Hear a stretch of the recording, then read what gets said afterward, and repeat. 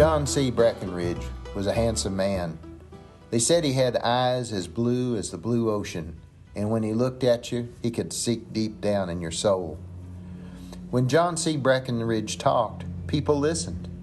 At this particular time, John C. Breckinridge was asked to give a eulogy for 100 Kentucky soldiers who had died in the American-Mexican War. John C. Breckinridge, a major in the U.S. Army at this time, was asked to take 1,000 Kentuckians, volunteers, to fight the war in Mexico.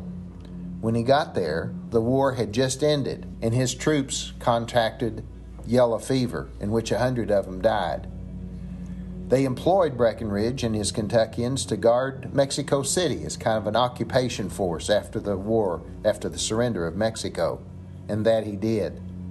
But when he returned in the Lexington cemetery, where they had put a statue for these 100 men, they asked him to give the eulogy.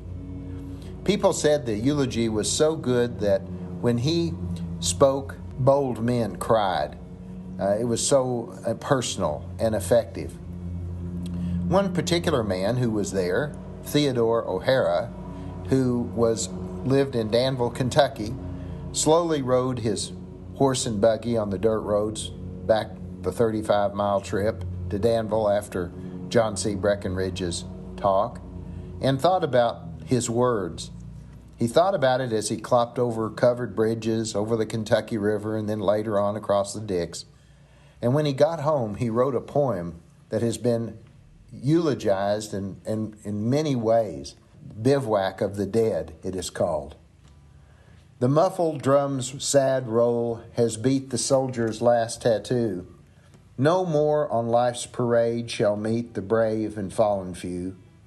On fame's eternal campground, their silent tents are spread, and glory guards with solemn round the bivouac of the dead. Rest on embalmed and saint dead, dear as the blood ye gave.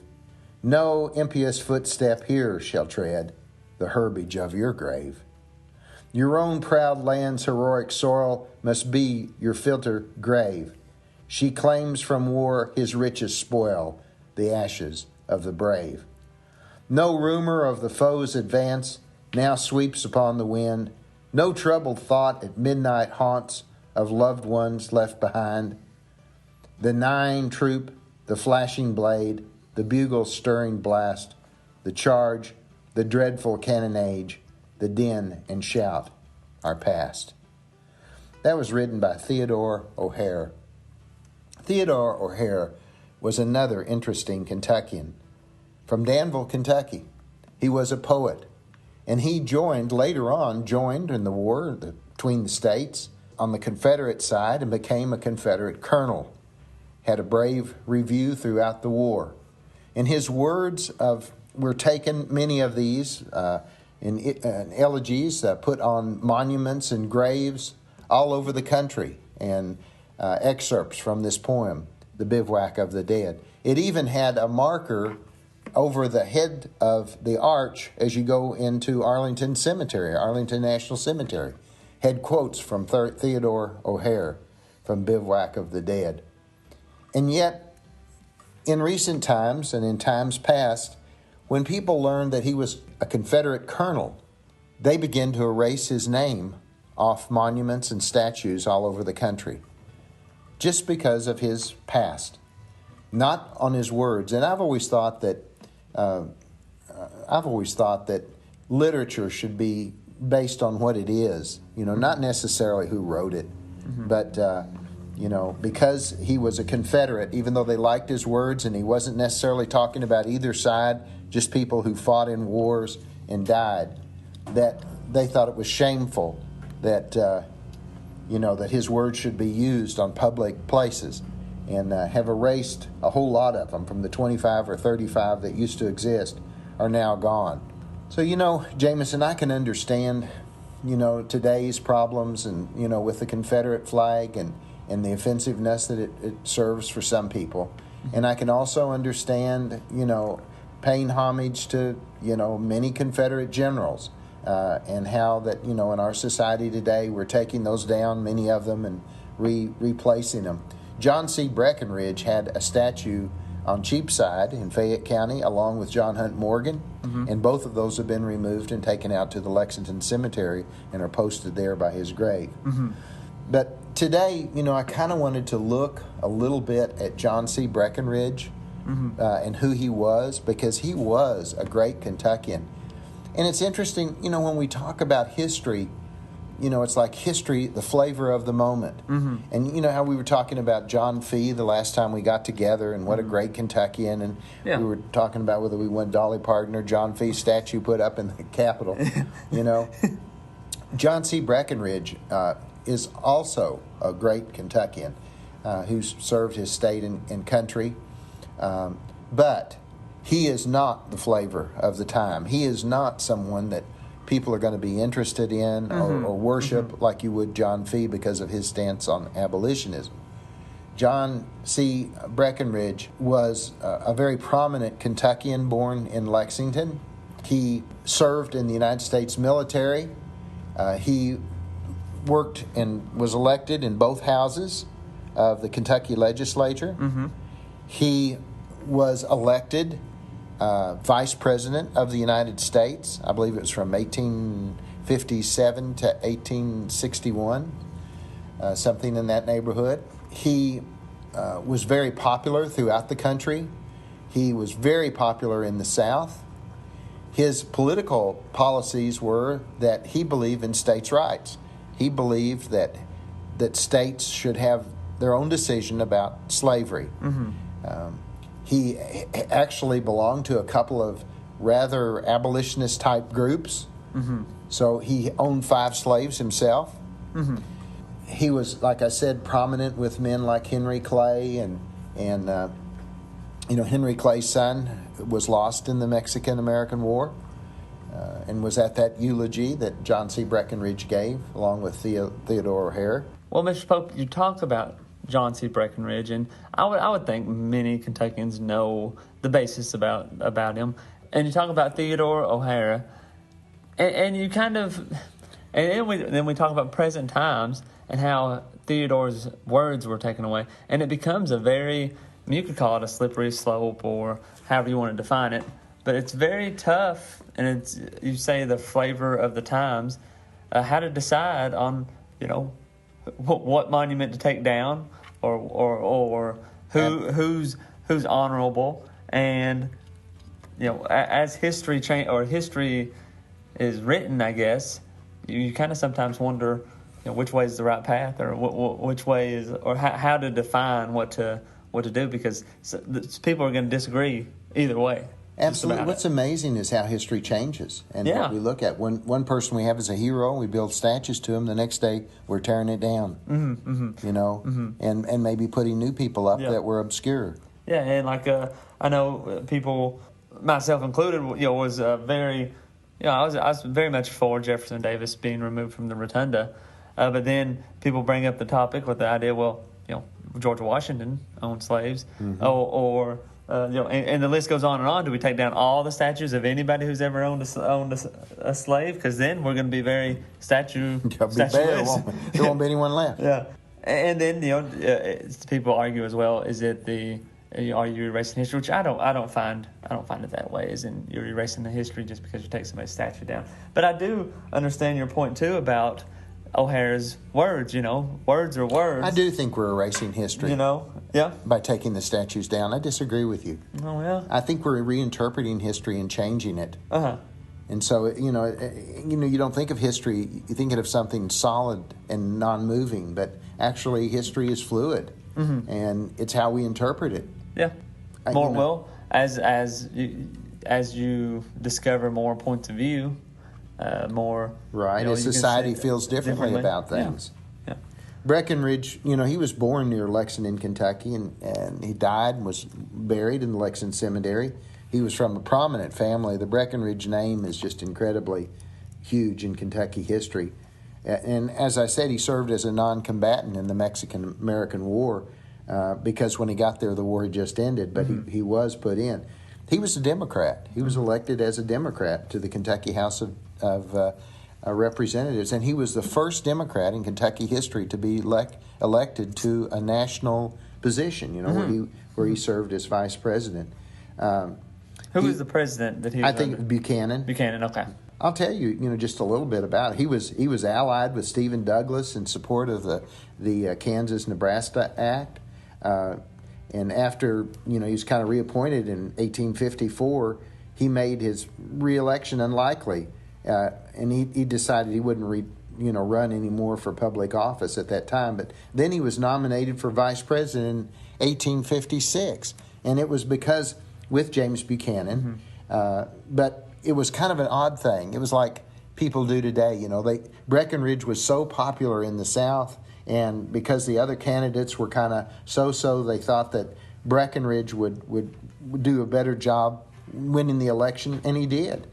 And as a matter of fact, he was the first vice president that ever campaigned. He campaigned in St. Louis. Most of them just sat at home, like in Kentucky. Yeah. He went to St. Louis. He went to Madison, Wisconsin. He went to Pittsburgh, Pennsylvania, Washington, D.C., and all over the South campaigning for president. He really worked at it. He was an eloquent speaker. People would just, like Clay, would just stop and just love to hear him talk. And he was a lawyer. He was very persuasive.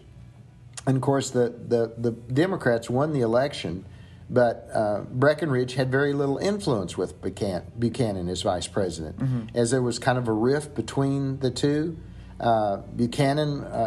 He joined Buchanan because he was pro-slavery, but it split the Democratic Party.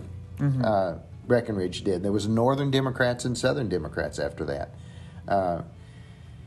So anyway, after the Southern Democrats walked out of the 1860 National Convention in Baltimore, they set up their own team and they won the election. And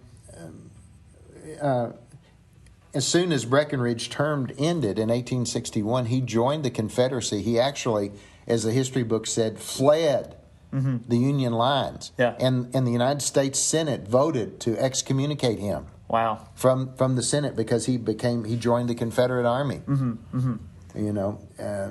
He was involved in a number of Civil War battles. It's just unbelievable. Shiloh was one of the big ones for him, and after Shiloh, he performed so well that he was promoted to be a major general. Wow. In the Confederacy. And part of the Battle of Shiloh that's really interesting is that Bragg became in charge of it after Johnson was killed. And Bragg, at 6 o'clock, the whole idea was for the Confederate Army to push the Union back to Pittsburgh Landing, to the river, and push them right into the river. And at 6 o'clock, Breckinridge, who was commander of what they call the Kentucky Orphan Brigade, he was doing such a good job and losing tons of men, but he had the Yankees on the run. And at 6 o'clock, Bragg said, "Stop." Yeah. He said, "Let's quit fighting." And Breckinridge had him in the death hold. Yeah. And Breckinridge and Bragg never got along. And Bragg was always... Wasn't Bragg... He was a real jerk. He was a jerk. He really was. Nobody liked him. And even the men kept encouraging Breckinridge to resign and challenge Bragg to a duel.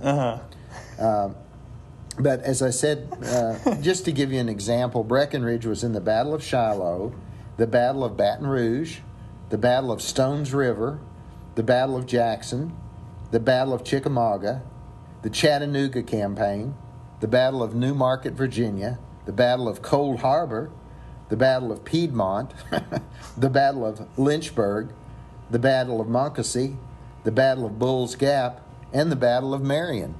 So I mean, my goodness. Yeah, and then and then in 1865, he was appointed by Jefferson Davis to be the Secretary of, I think, Secretary of War for the Confederacy, Secretary of the Treasury. And he saw in 1865 that it was over. The Confederates were losing. Yeah. And Jefferson Davis didn't want to quit. Lee didn't want to quit at first.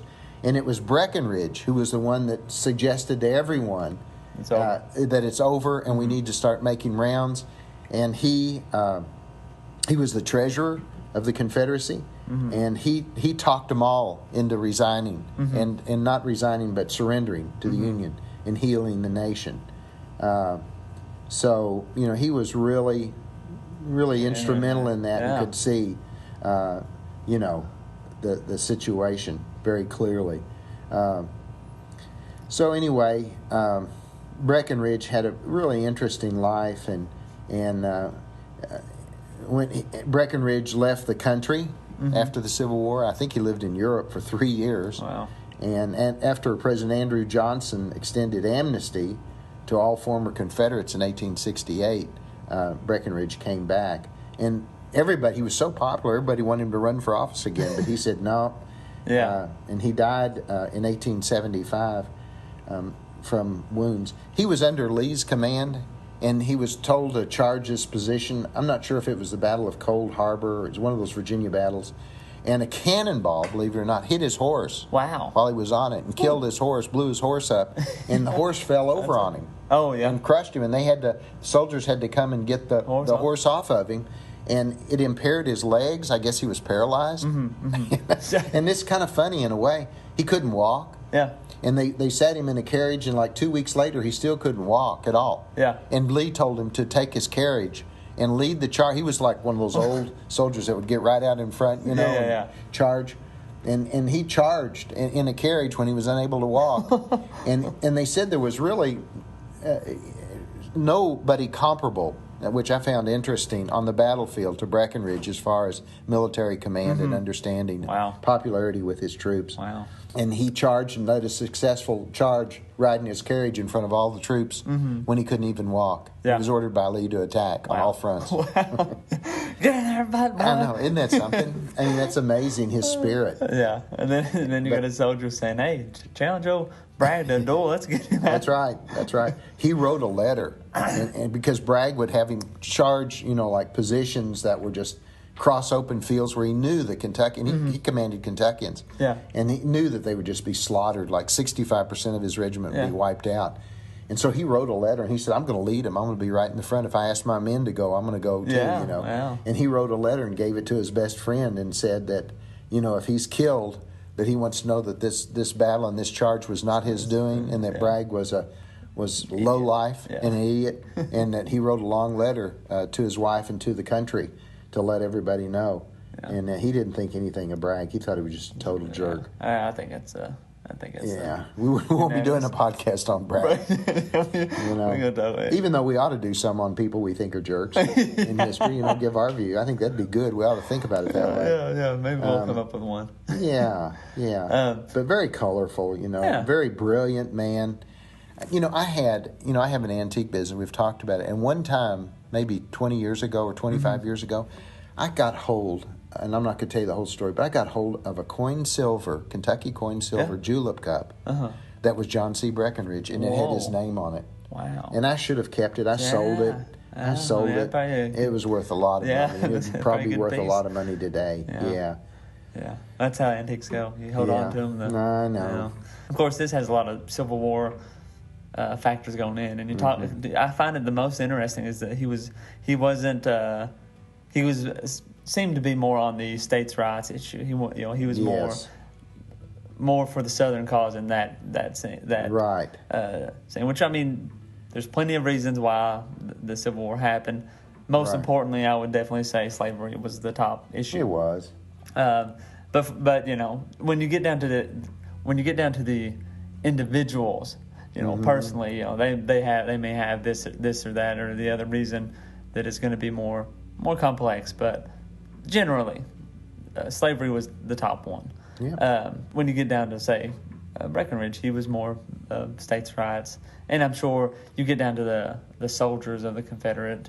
They may be fighting just for state pride. Their home state. I'm from South Carolina. I'm going to fight for South Carolina. It's in the South. It gets a little bit more complex, I guess, individually, and that's the thing. I guess people often. I'm sure listeners will have different opinions, and that's fine. Individually, we have a bit more.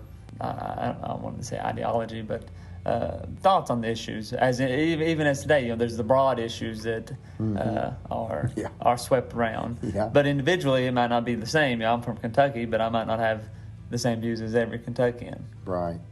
It was interesting when he was in the U.S. Senate. What one of his main things was to help Kentucky farmers? What's that? Was to promote the hemp farmers. Hey. That was yeah, there you go. Yeah, he supported bills that benefited the district's hemp farmers and wanted to set them up. He also sought to increase Kentucky's federal aid for the construction and maintenance of rivers and harbors in Kentucky. Kentucky River, Ohio River, you know. Those are all big, and you think about mid 1800s, those developments really helped the rural communities and so forth. He was big buddies with Henry Clay, and when he was here in Lexington, they're both from Lexington, both prominent families, the Breckinridges and the Clays were equal. He would visit Henry Clay and daily and talk to him about things going on in the country. And as Henry Clay got sick and was dying in Lexington, he went to see him every day. And when Henry Clay died, Breckinridge was chosen to deliver his eulogy in Congress when the next session commenced. Wow! So that just shows you what a gifted lawyer and speaker he was. Henry Clay's wife. What do you know? I don't know much about Henry Clay's wife. I was trying to think of. That's another book that I'm reading popping in my head. But the age difference. So he when was Breckinridge born? Breckinridge, it's John K. Bell Breckinridge, was born in January 16th, 1821. And he died in 1875. And he died after a result of that horse falling on him, the complications of that. Yeah. His horse getting hit by a cannonball in his legs and so forth. And even though he was in Europe for 3 years, when he came back, he was in poor health and died. Did he ever walk again? I mean, I think he did. Okay, yeah, he did. Okay. Yeah. Well, the reason I asked, I was trying to get a comparison of Henry Clay's age compared to him. Yes. And he's obviously a lot younger. Yes, he was younger. Well, we've talked plenty of times about people who was for on the southern side and on the northern side, and it's just always kind of interesting that these people coming from the same place, but yet they'll be. I mean, of course, obviously Henry Clay and him were both from Lexington, both on. Did Henry Clay ever really? I mean, did he ever say, I guess, north or south or? I would think he would be southern. Henry Clay, that was his main problem, the question you're asking. Yeah. Henry Clay ran for president, I think, 3 times. Yep. And his problem was that he owned slaves, but he was kind of anti-slavery. Yeah. And the North didn't trust him because he owned slaves, and the South didn't trust him because he was an abolitionist to a certain extent, even though he himself owned slaves. Yeah. And so he wasn't popular in either place. So he really was just like Kentucky, in between. He was just really in between, and it didn't go over well. Yeah. He was lukewarm to everybody, even though he was brilliant. And he should have been president, and he would have made a great president. Yeah. Well, and bringing this all back, because if you recall, if you've been listening for a while, you may recall a few episodes, I don't know how long it was ago, but we talked about in the 1860s during the Civil War how Kentucky was really a lot smarter than everybody else and kind of wanted to work through the Civil War, not have the Civil War. And you had people like Breckinridge and Clay, and you have Cassius Clay as well. Right. All these people who were very intelligent, very much wanting to have a civil discussion about it instead of a war. Breckinridge was like that too. He was not red-headed, red-flared Southerner who wanted secession and go to fight. He wasn't a John C. Calhoun. Yeah. He wasn't that type. He was. Let's talk about this. He didn't want war. Yeah. He wasn't a brand. No, he wasn't a firebrand. He really wasn't. And he wanted to try to find a solution to the slavery problem, which include sending Africans back to Africa. That was part of Clay's and his both idea. Yeah. Huh. Yeah, sent back to Liberia, which was named for that. Liberia was named for liberty for slaves. It was an American name. They wanted to start a country where they could send all the black people. Oh. It's kind of crazy. That is kind of crazy. Yeah. It was their way of, rather than us talk about how, we screwed up enslaving people, let's undo our sin by just sending them all back and washing our hands, Yeah. It just doesn't work that way. Yeah, that would be... but that was the way they were in their thought. Let's give money. They wanted to vote money from Congress and everything. It's interesting. But your son's done a lot of research on. He has. Yeah. He irritates me. He knows so much more than I do. I won't ever admit it, but he's always, giving me in-depth things on things I'm supposed to know about. I ain't that smart, son. Yeah, that's a problem. I'm telling you, it's a living problem. I talked to him this morning on the way here. Yeah. Anyway, so Breckinridge, part of me really gets to me, and being from Kentucky is like, man, he seems like such a honorable dude. He was. He and really a smart was. guy. But He then was. him being with the Confederacy and whatever his reason may be, it gives him puts a negative slot in my mind. Yeah. Well, he was part of that bluegrass aristocracy. That the Clays and the Breckinridge, they were well off. They had slaves and servants, and they were from Kentucky, and yet they had that typical Kentucky attitude that was pro-slavery but anti-succession, and that carried through in our government as well. Yeah. And then, you even mentioned him coming back. That would then install this more the pro-Southern. Breckinridge loved horses, and after he left the Congress and the Know Nothing Party that he was associated with, and philosophy, his last kind of public thing was he was promoted the advancement of horse racing in Kentucky and was chosen president of the Kentucky Association for the improvement of the breed of horses. Wow. So there you go. And then what happens from there? Yeah. It's very interesting. I mean, he's an interesting dude. So the O'Hara guy, anything else on him as far as? Just he was, a colonel in the Confederate Army and wrote a great poem. Was he pro-slavery? He probably was. Yeah. I don't know that much about him, but being in the Confederate Army, Yeah. chances are he was. Yeah. One of the things that, going back to Bragg and Breckinridge's problem, was there was a point where a lot of Confederate troops were deserting, and Bragg became very concerned. And there was a private, I think he may have been a Kentuckian, his enlistment time was up. They enlisted for a year or 90 days or whatever it was, but his enlistment time was up. And he had some children that were sick, and he wanted to go home to visit his wife and children. And so he left and went home to visit them. His expiration time was up. And he was coming back to rejoin his unit when some of Bragg's officers captured him. Yeah. And Bragg, at the staff meeting, said that he had to do something because there were so many people deserting. So he said that he wanted to make example of this private and execute him in front of all the troops. Well, Breckinridge just threw a fit. He said the man's not a deserter. Yeah. Not at all. So he was coming back and his enlistment time was up. And Bragg insisted on executing him, and Breckinridge defended him. But Bragg outranked Breckinridge and said, let's execute him. So he lined him up in front of all the people and executed him. And they said that when that happened, that Breckinridge was so upset that he cried like a baby. Yeah. And from then on, he just hated Bragg's guts. Yeah. Yeah, but Bragg was such a jerk, man. He really was. And so he executed the poor guy. Yeah. And I can only, And Breckinridge had defended him.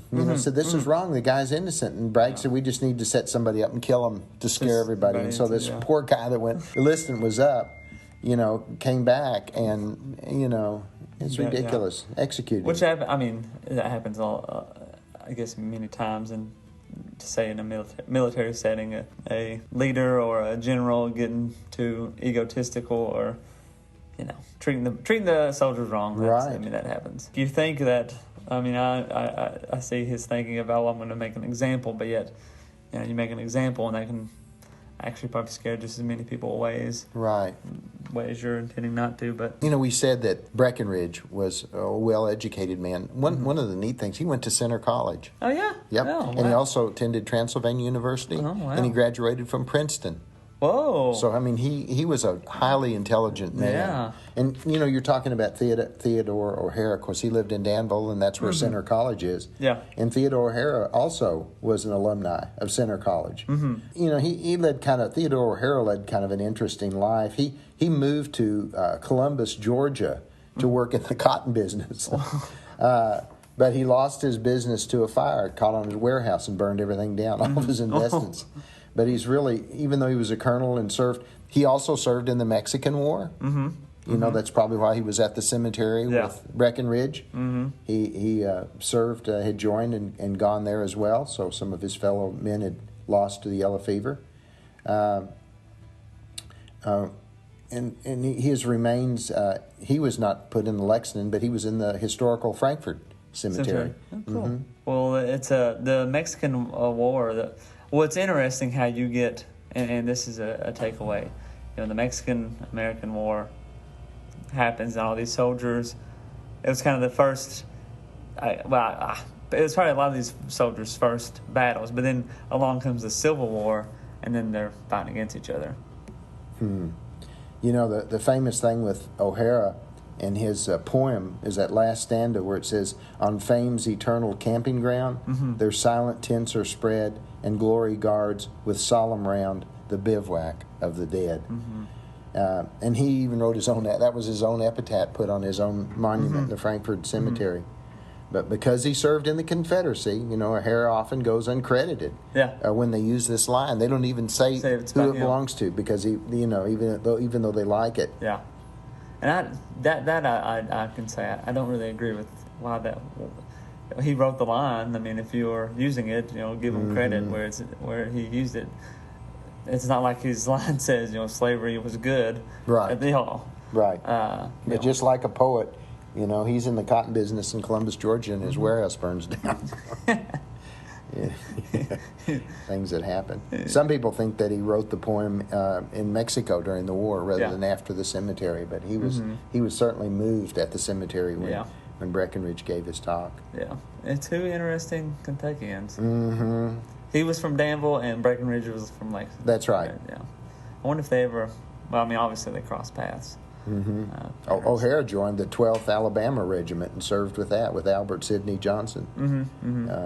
And he also served under John C. Breckinridge, who was a fellow law student. They both studied at Center College together. Well, there you go. So there you go. They did have some connection there. And also, O'Hara was raised in rank and became a hero during the Battle of Shiloh and the Battle of Stones River, which was commanded by Breckinridge. Wow. But he also had conflicts with Braxton Bragg. This guy's a jerk. And Jefferson Davis, because of Braxton Bragg, messed with O'Hara and tried to get him demoted and everything. Let me tell you something else that's kind of a Kentucky thing about Breckinridge. It made me remember it when you talk about Bragg. Bragg wrote up Breckinridge, and the Battle of Missionary Ridge, things didn't go so well. So Bragg blamed Breckinridge for being drunk. He said he was always drunk every battle and blamed his losses on Breckinridge every time he would make a stupid mistake. And Breckinridge was just a typical Kentuckian of that time who sipped bourbon, get up in the morning and have a drink of Kentucky bourbon whiskey. We've talked about the bourbon industry, and maybe at noon too. He liked to have a little, toddy all the time. Nothing too much. Clear his throat in his command, clear his head. And it was a cultural thing. But Bragg didn't like drunk. it. Bragg did not like it. And no one said that Breckinridge had ever been drunk. But he did drink bourbon and drank it pretty regularly. And Bragg hated that. And accused him of being a drunk, and whenever he'd make a mistake, he'd say, "Oh, it's that drunk Breckinridge fault." Drunk Kentuckian. Yeah, that's right. That's what he did. And that didn't go over real well. And he did the same thing with O'Hara. He said he was drunk all the time too, because they both sipped bourbon together. Isn't that something? These drunk Kentuckians are. Yeah, that's right. They had a reputation, the Orphan Brigade. Yeah, they both did. O'Hara went down and joined a brigade in Alabama just to get away from Bullock County, Alabama, just to get away from Bragg finally. Yeah. Got all these drunk Kentuckians. Oh, yeah. No wonder I can't win nothing. Yeah, that's something, isn't it? Yeah. He probably wouldn't say that, though, because then Jefferson Davis was also from Kentucky, and he was kind of the man, I guess, in charge of. Yeah, but I mean, Jefferson Davis was kind of a wimp. Yeah. He favored politically all of his friends, and he was big buddies with Bragg. I think they served at West Point together. They were both West Pointers. Yeah. So whatever his buddy said, he would, he was politically oriented. He probably would never do anything with Breckinridge because Breckinridge was so powerful politically and popular. Yeah. More popular than Bragg or Davis, really. Yeah. Probably envied him, was afraid to mess with him. That's probably what Bragg's problem was as well. Yeah, it probably was. Envy, jealousy. He was just a general idiot. That's Wouldn't even let well. Breckinridge have a drink. I mean, what the hell? Come on, man. He's going to battle. Come on, man. He's in a carriage. Clear his head. In a carriage, running into battle, leading the charge. Let him have a sip. I've read where they said many historians that studied Breckinridge and his battles, you don't hear a whole lot about it, but they said that he was second to nobody on the battlefield. He made really good decisions about things. He had a clear mind. I guess the bourbon helped him, maybe. I don't know. There you go. But they said he had a real clear mind, and just like when the Confederacy was lost, he thought it's over, guys. He took $150,000. He was in charge of the Treasury in gold coinage, and carried it and deposited it in a bank, for future claims against the Confederacy. And they were on a train with the gold after the South had surrendered, and some of the guards said that they hadn't been paid for 3 months and wanted to take theirs out in gold, and they threatened to kill Breckinridge. So he went back and opened up a chest and said, "How much do we owe you, boys?" And he paid them off in gold coinage. And they left, and he took the gold onto the bank. Otherwise, they would have killed him and taken all the gold. Yeah. Wow. And that was another kind of interesting thing. That's pretty good. Yeah. And he another thing, when he surrendered his command, he had, how Lee surrendered and got pretty generous terms, from Grant and so forth. And so when he surrendered, I think he was in Tennessee, and he surrendered the Western Theater Army, and he negotiated with them. They said, "Well, what you want to surrender? Well, what are your terms?" And so he wrote out the terms, which were really favorable to the Confederacy. And the generals on the Union side said, "Okay." He convinced all of them to accept it. But Lincoln and Grant, who were in charge, when they saw the generous thing, they said, "Hell no." Even Lincoln, who was known to give the Confederacy, it was like, you all pay us $50 a month for the rest of our life, and things like that, to help the boys out. And he said they deserve it, and this, that, and the other, and they went along with it, And he convinced them. And that's really an interesting thing, too. And they did settle for good terms. But it wasn't his terms. But they said, "You tell us what you want. If you want to surrender, what are you thinking of?" And but when they did, he laid it out, and they agreed to it. But when it got back to the command center, they said, "Hell no, we're not paying these people all this money and doing all this stuff to help out the South." He was really clever. I mean, everything he did like that, he won. Every argument legally, he was just like Clay. He was brilliant in his mind, thinking. He was well educated. Princeton, Center College, Transylvania. Those were the great universities of the time, for frontier people. And Kentucky was a frontier. It was incredible. And they were just that aristocracy, and his family and generations after John C. Breckinridge, the other Breckinridge, they served nobly history. Breckinridge started the same family started the frontier nurses, in eastern Kentucky and different things. Was it his daughter or his granddaughter? I'm not sure. You're asking me questions. I'm not sure. But that Breckinridge name has just continued, throughout time. And associated with eastern Kentucky. It's interesting. I noticed you shared with me some email we got. I was wondering to ask you how the Dolly Parton John Fee was going, whether we had more for Dolly Parton or more for John Fee. I hadn't heard yet.